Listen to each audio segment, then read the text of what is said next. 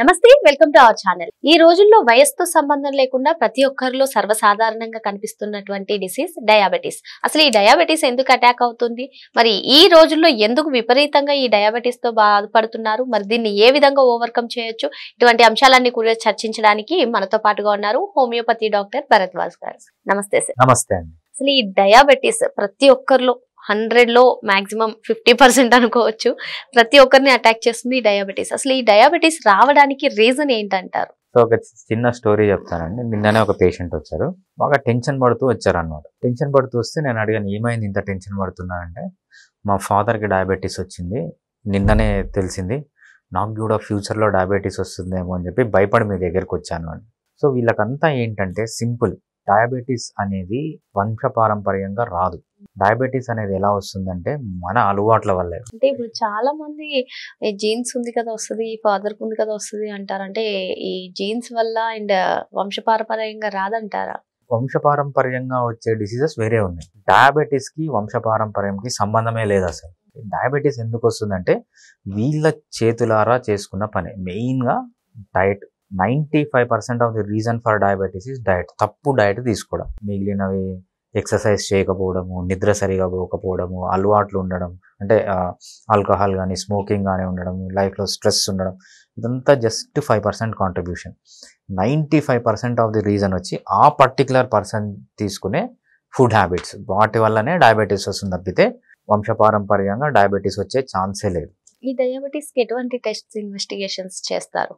So diabetes మామూలుగా మనము 2 టెస్టులు చేస్తామండి. ఒకటి ఏమంటే మన బ్లడ్ లో గ్లూకోజ్ ఎంత ఉందని టెస్ట్ చేస్తాం. సో దీంట్లో మళ్ళీ డిఫరెంట్ వెరైటీస్ ఉంది. ఫస్ట్ వచ్చి ర్యాండమ్ అంటాం, అంటే ఇర్రెస్పెక్టివ్ ఆఫ్ ది టైం ఎప్పుడో ఒకసారి బ్లడ్ శాంపుల్ తీసుకొని చేయడము. ఇంకోటి ఏంటంటే ప్రీ ప్రాండల్ అంటాం, ఫుడ్ తినక ముందు, లేకపోతే ఫాస్టింగ్ అంటాం, పోస్ట్ ప్రాండల్ అంటాం, ఫుడ్ తిన్న తర్వాత ఒక ½ an hourకి టెస్ట్ చేయడం. సో వేరియస్ స్టేజెస్లో మన బ్లడ్లో గ్లూకోజ్ ఎంత ఉందని టెస్ట్ చేసి కనుక్కోవడము.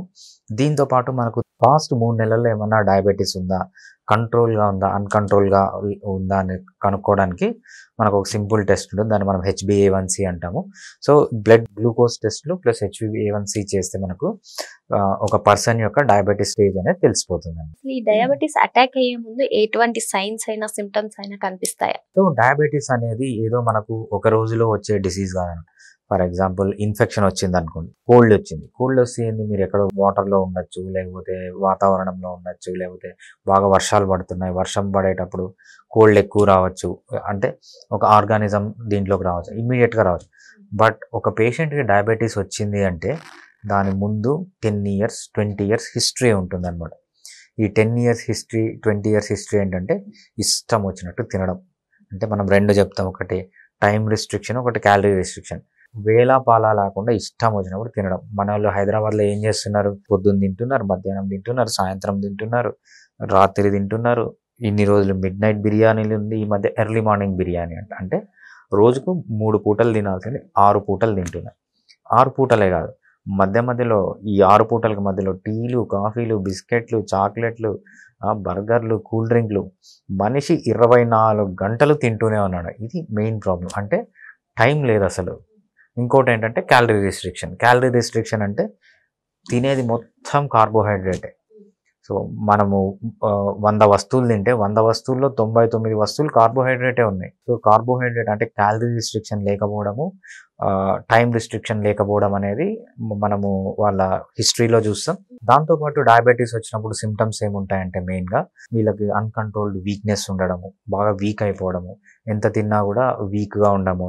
దాని తర్వాత యూరిన్ పాలియూరియా అంటారంట, బ్లడ్లో గ్లూకోజ్ ఎక్కువైపోయి ఆ గ్లూకోజ్ని బయటికి పంపించడానికి కిడ్నీస్ బాగా ఫిల్టర్ చేస్తూ ఉంటాయి.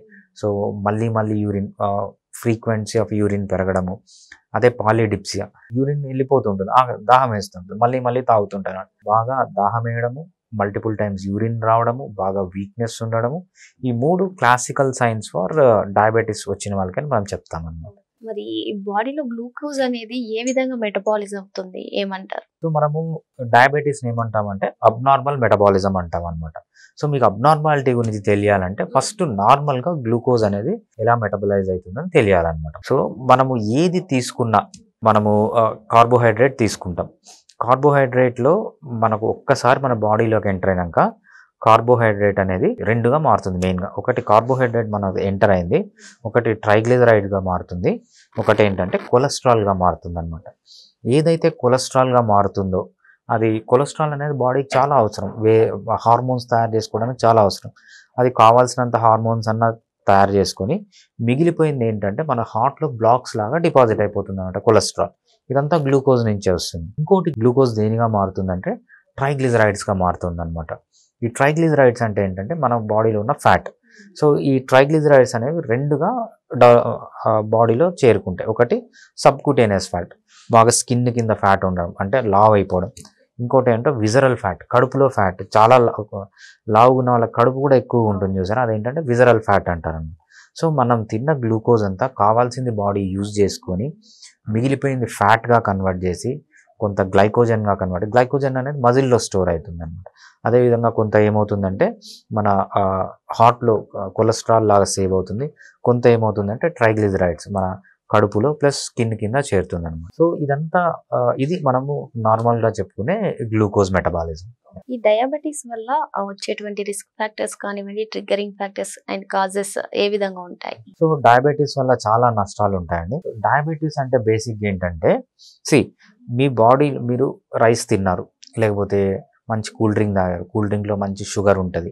సో ఒక్కసారి కూల్ డ్రింక్ కానీ లేకపోతే ఏదన్నా మనం షుగర్ తీసుకున్నప్పుడు, ఎస్పెషల్లీ గ్లూకోజ్ తీసుకున్నప్పుడు మన బాడీలోకి ఎంటర్ అయిన వెంటనే ఏం కావాలంటే మన బ్లడ్లో గ్లూకోజ్ అనేది పెరిగిపోతుంది. గ్లూకోజ్ ఎప్పుడైతే పెరిగిపోతుందో మనకు ప్యాంక్రియాస్ అనే ఒక గ్రంథి ఉంటుంది. ప్యాంక్రియాస్ ఏం చేస్తుందంటే ఇన్సులిన్ని రిలీజ్ చేస్తుంది అనమాట. ఈ ఇన్సులిన్ ఏం చేయాలి, బ్లడ్లోకి వచ్చిన వెంటనే మన బ్లడ్లో ఉన్న గ్లూకోజ్ని అది ఫ్యాట్గా కన్వర్ట్ చేసి లేకపోతే గ్లైకోజన్గా కన్వర్ట్ చేసి ఫ్యాట్ అనేది మన సబ్క్యూటేనియస్ కానీ పొట్టలో కానీ స్టోర్ చేయాలి. అదేవిధంగా మనం తిన్న ఏదైతే కొలెస్ట్రాల్ ఉంటుందో అది హార్ట్లోకి వెళ్ళిపోతుంది. అదేవిధంగా ఏదైతే గ్లైకోజన్ లాగా మారుతుందో అది మజిల్లో డిపాజిట్ అవుతుంది అనమాట. ఇది మన ఇన్సులిన్ ఫంక్షన్. ఎప్పుడైతే మనకు బాడీలో ఫ్యాట్ ఎక్కువ అయిపోతుందో ఆ ఫ్యాట్ నుంచి కొన్ని కెమికల్స్ రిలీజ్ అవుతాయి అనమాట. లావుగా ఉన్న వాళ్ళకి ఫ్యాట్లో నుంచి కొన్ని కెమికల్స్ రిలీజ్ అవుతాయి అనమాట. ఈ కెమికల్స్ ఏం చేస్తాయంటే ఇన్సులిన్ని పని చేయకుండా చేస్తాయి. ఇన్సులిన్ పని ఏంటి, బ్లడ్లో ఉన్న గ్లూకోజ్ని తగ్గించి ఫ్యాట్గా మార్చడం ఇన్సులిన్ పని. ఎప్పుడైతే ఈ ఇన్ఫ్లమేటరీ మీడియేటర్స్ మన బ్లడ్లో ఉంటాయో గ్లూకోజ్ మనకు కావాల్సినంత ఇన్సులిన్ రిలీజ్ అవుతుంది, కానీ గ్లూకోజ్ ఫ్యాట్గా మారదు, గ్లూకోజ్ బ్లడ్లోనే ఉండిపోతుంది అనమాట. దాన్నే మనము డయాబెటీస్ అంటాము, దాన్నే మనము ఇన్సులిన్ రెసిస్టెన్స్ అంటాము. సో ఇవన్నీ డయాబెటీస్లో పాథాలజీ ఏం జరుగుతుందంటే ఇది మనకు ఇన్సులిన్ ఉన్నా లేకపోతే ఆ ఇన్సులిన్ పని చేయకపోవడం. ఎందుకు అంటే మన ఫ్యాట్లో నుంచి వచ్చే కొన్ని కెమికల్స్ ఆ ఇన్సులిన్ని పని చేయకుండా అంటే రెస్ట్ చేసేస్తాయి అన్నమాట. మనకున్న గ్లూకోజ్ని ఫ్యాట్ లాగా కన్వర్ట్ కాకుండా చేయడమే డయాబెటీస్ అంటాం అనమాట, లేకపోతే దాన్ని ఇన్సులిన్ రెసిస్టెన్స్ అంటాం. ఈ డయాబెటీస్ వల్ల మన బాడీలో ఎటువంటి చేంజెస్ కనిపిస్తాయి అంటారు? డయాబెటీస్ వల్ల మనకి ఏంటంటే మన బ్లడ్లో ఎప్పుడైతే హై గ్లూకోజ్ లెవెల్స్ ఉంటాయో లేకపోతే హై ఇన్సులిన్ లెవెల్స్ ఉంటాయో దీంట్లో మెయిన్గా రెండు చేంజెస్ తీసుకొని వస్తాయి అన్నమాట. ఒకటి ఏమంటామంటే మన నరాలు దెబ్బతినడం వల్ల డయాబెటిక్ న్యూరోపతి అంటాం. ఇంకోటి ఏంటంటే మన బ్లడ్ వెజల్స్ ఉంటాయి కదా, మన ఆర్టరీస్, వీన్స్, రక్తం క్యారీ చేస్తుంటాయి, దాన్ని ఏమంటామంటే వెజల్స్ అంటే బ్లడ్ వెజల్స్ అంటాం. దాన్ని డ్యామేజ్ చేస్తే చిన్న బ్లడ్ వెజల్స్ని డ్యామేజ్ చేస్తున్నారు, దాన్ని ఏమంటామంటే మైక్రో యాంజియోపతి అంటాం. సో మైక్రో యాంజియోపతి, న్యూరోపతి అనేది major problems with diabetes. So first neuropathy గురించి తెలుసుకుందాం. న్యూరోపతి అంటే ఏంటంటే నరాలు దెబ్బతినడం. సో డయాబెటీస్ వాళ్ళకి చూడండి కళ్ళు పోతుంటాయి, కళ్ళు ప్రాబ్లం వస్తుంటాయి, అది నరువు ప్రాబ్లం ఉండొచ్చు, లేకపోతే మైక్రో యాంజియోపతి కూడా ఉండొచ్చు. డయాబెటీస్ వాళ్ళు చూడండి మీకు ఎప్పుడు వాళ్ళు మంటలు, కాళ్ళు మంటలు, చేతులు నొప్పులు అంటూ ఉంటారు. ఇదంతా ఏంటంటే డయాబెటిక్ న్యూరోపతి అంటామంట. వాళ్ళకి మంటలు పెట్టడం కానీ లేకపోతే టింగ్లింగ్ సెన్సేషన్ రావడం కానీ నమ్నెస్ అయిపోవడం కానీ ఇదంతా ఏంటంటే న్యూరోపతి అంటాం అనమాట, నరాలకు సంబంధించిన డిసీజెస్. మైక్రో యాంజియోపతి అంట.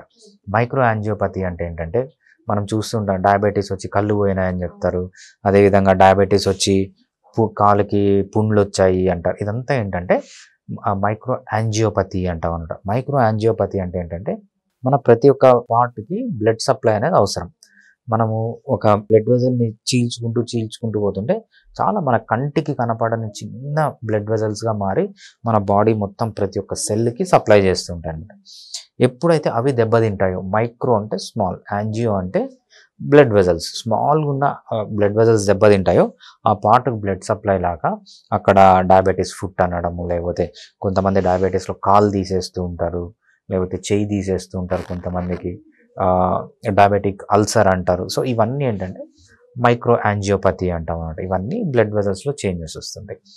ఇవి కాకుండా డయాబెటీస్లో ఇంకేం ప్రాబ్లమ్స్ వస్తాయంటే ఎప్పుడైతే బాడీలో గ్లూకోజ్ ఎక్కువ ఉంటుందో ఇదంతా హైలీ ఇన్ఫ్లమేటరీ అంటే మన బాడీలో ఇన్ఫ్లమేషన్ని పెంచి దీనివల్ల మోకాలు దెబ్బతినడము, టిష్యూ దెబ్బతినడం, అంటే ఫాస్ట్గా ఏజ్ అయిపోవడం అనమాట. సో 80 ఏళ్ళకో 90 ఏళ్ళకో రావాల్సిన చేంజెస్ 30 ఇయర్స్లో 40 ఇయర్స్లోనే చూస్తారనమాట. ఏంటి, కాళ్ళు వీక్ అయిపోవడము, మోకాళ్ళ నొప్పులు రావడము, ఆస్టియో ఆర్థరైటిస్, ఇవి కాకుండా చాలా మెటబాలిక్ డిజార్డర్స్ రావడము, సో చర్మం అంతా ముడతలు పడిపోవడము, చర్మం డ్యామేజ్ కావడం. సో ఈ డయాబెటీస్ వల్ల జరగని నష్టం అంటూ ఉండదు. మీరు ఏ పార్ట్ అన్నా తీసుకొని త్వరగా ఏజ్ అయిపోతుంది అనమాట. అంటే ఏజింగ్ ప్రాసెస్ని చాలా క్విక్గా చేస్తుంది డయాబెటీస్. ఈ డయాబెటీస్ కి కన్వెన్షనల్ ట్రీట్మెంట్ బెటర్ అంటారా, లేదంటే హోమియోపతి ట్రీట్మెంట్ బెటర్ అంటారా? సో ఈ డయాబెటీస్కి సింపుల్ ఆన్సర్ ఏంటంటే కన్వెన్షనల్ ట్రీట్మెంట్ మంచిది కాదు, హోమియో ట్రీట్మెంట్ అవసరం లేదు. సో ఫస్ట్ కన్వెన్షనల్ ట్రీట్మెంట్ గురించి మాట్లాడదాం. కన్వెన్షనల్ ట్రీట్మెంట్ గురించి నష్టం ఏంటి అని ఫస్ట్ తెలుసుకుందాం. తర్వాత అసలు ఈ రెండు డయాబెటీస్కి అసలు ట్రీట్మెంటే అవసరం లేదు. మందులు లేకుండానే 100 మందికి డయాబెటీస్ ఉంటే 98 మందికి తగ్గిపోతుంది. అసలు ఏ మందు అవసరం లేదు, హోమియోపతి అవసరం లేదు, అలోపతి కూడా అవసరం లేదు. బట్ ఈ అలోపతిలో జరిగేది ఏంటి అని మనం చూద్దాం. ఫర్ ఎగ్జాంపుల్ మీరు గ్లూకోజ్ తీసుకున్నారు. గ్లూకోజ్ తీసుకున్నప్పుడు మీరు డయాబెటీస్ ఉంది అనుకోండి, ఆ గ్లూకోజ్ మీ బాడీలోకి ఎంటర్ కాదు, అంటే మీ బ్లడ్లోనే ఉండిపోతుంది. అది మీకు ఫ్యాట్గా మారి ఇతర కడుపులో డిపాజిట్ కావాలి, ఎక్సెస్ అయితే స్కిన్ కింద డిపాజిట్ కావాలి, హార్ట్లో బ్లాక్స్ లాగా రావాలి. ఇది ఏం చేస్తుందంటే డయాబెటీస్ వచ్చిన వాళ్ళకి ఇది అట్లా మారదనమాట, అలానే ఉండిపోతుంది. అప్పుడు మీరు అలోపతి మెడిసిన్ తీసుకున్నారనుకోండి, ఏదన్నా అలోపతి మెడిసిన్, అది ఏం చేస్తుందంటే ఈ గ్లూకోజ్ని ఫ్యాట్ లాగా మారుస్తుంది. ఫ్యాట్ లాగా మార్చి ఇతర కడుపులో డిపాజిట్ అవుతుంది, లేకపోతే స్కిన్ కింద డిపాజిట్ అవుతుంది, హార్ట్లో డిపాజిట్ అయ్యి మనకు హార్ట్ అటాక్స్ అనేవి వస్తాయి. సో ట్రీట్మెంట్ అనేది సొల్యూషన్ కాదు. ట్రీట్మెంట్ మిమ్మల్ని ఇంకా ఫాస్ట్గా ఒబేసిటీ అయిపోయి ఇంకా ఫాస్ట్గా మీకు హార్ట్లో బ్లాక్స్ రావడానికి ఈ డయాబెటీస్ ట్రీట్మెంట్ అనేది యూజ్ అవుతుంది. ఓకే, హోమియోపతిలో ఏంటంటే మనకు ఇట్లాంటివి ఉండవు. హోమియోపతి గురించి తర్వాత చూద్దాం.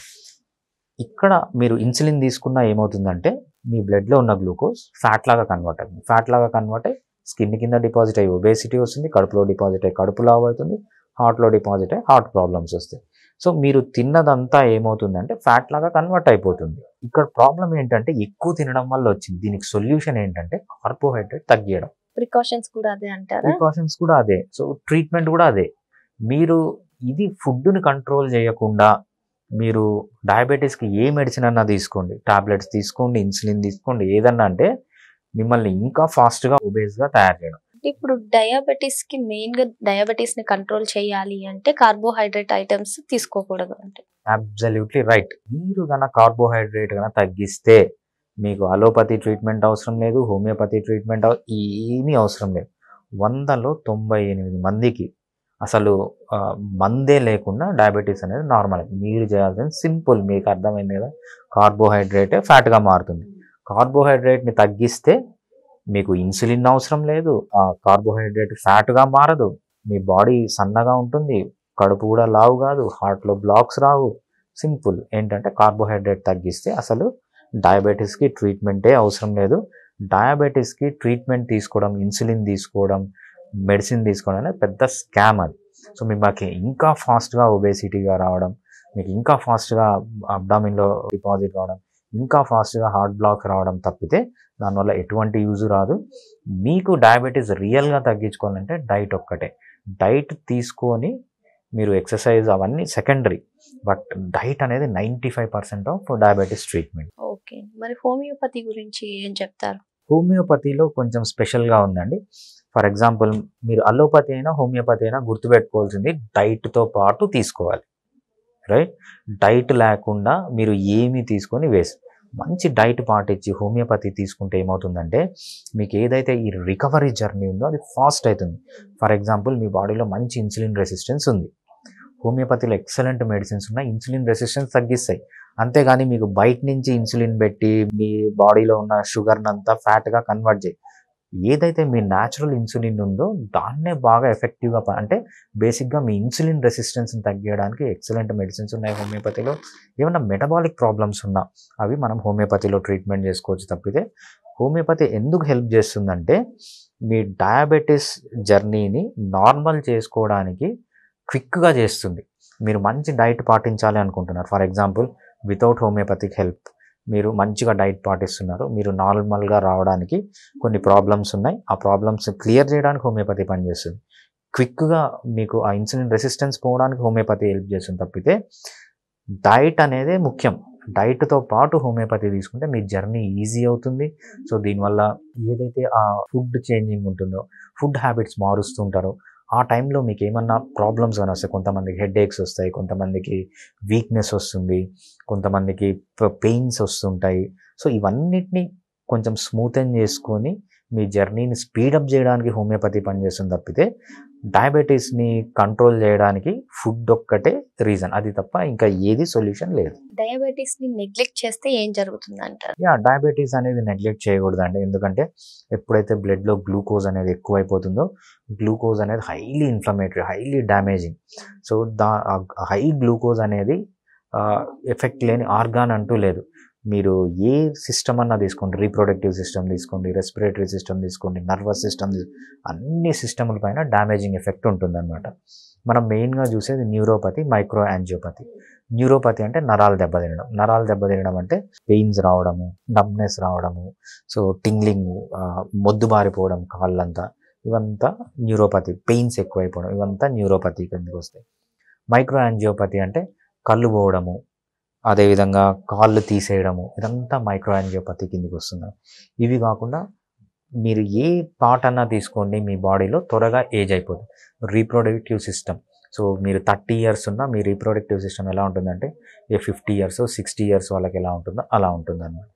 ఇది రీప్రొడక్టివ్ సిస్టమ్ ఒకటే కాదు, ప్రతి ఒక్క సిస్టమ్ పైన ఉంటుంది.